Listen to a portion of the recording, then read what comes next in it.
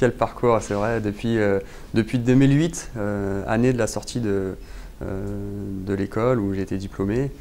Je suis depuis rédacteur en chef de la Tribune de l'Assurance, après avoir été pigiste, rédacteur, chef de rubrique. Je suis aujourd'hui en charge de piloter l'activité du journal.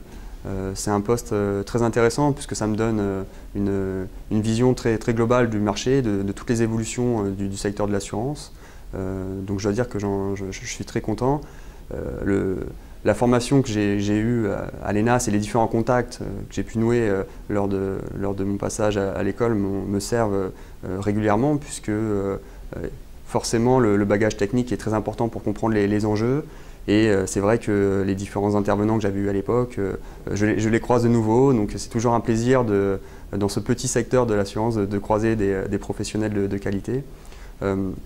Donc aujourd'hui, je vous l'ai dit, je suis vraiment dans l'observation. Ce qui me plaît, c'est l'analyse, la prise de recul pour vraiment comprendre les enjeux d'aujourd'hui et essayer d'imaginer les potentiels de croissance de demain, comprendre les évolutions tant en matière de distribution que de création de nouveaux produits. Donc voilà, c'est un métier passionnant. Oui, c'est vrai que la microassurance, c'est un terme qui revient de plus en plus, qui je crois préoccupe de nombreux acteurs du marché français, mais c'est encore une activité qui fait peur, puisque ça remet en cause un certain nombre de modèles, de règles préétablies, et donc les assureurs ne savent pas trop comment y aller, comment faire, avec qui s'associer pour bien le faire. Mais je crois que tout le monde est conscient de l'importance de ce sujet-là, puisque on sait que la microassurance se développe dans les pays émergents, c'est les marchés de demain. De nombreux assureurs globaux, AXA, Allianz pour ne citer que, misent beaucoup sur ces pays-là. Et donc on sait qu'il y a un besoin d'assurance et de micro-assurance dans ces marchés-là qui est très important.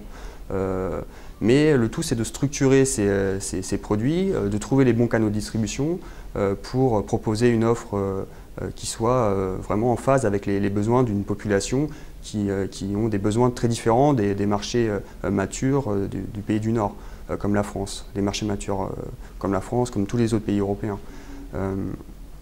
Et donc aujourd'hui, je crois qu'il manque vraiment de données pertinentes et je crois que c'est tout le sens de votre action, de votre centre de recherche, d'apporter de la matière de qualité, de l'analyse pertinente pour permettre aux acteurs de se positionner et d'essayer de réfléchir au meilleur moyen de structurer leurs offres et d'aller sur ce marché qui, j'en suis convaincu, est l'un des marchés de demain.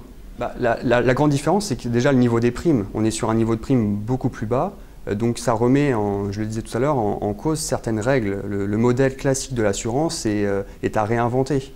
Et donc il faut imaginer de nouveaux modèles avec, je crois, des grandes différences dans le niveau de protection et dans le niveau de service apporté aux assurés.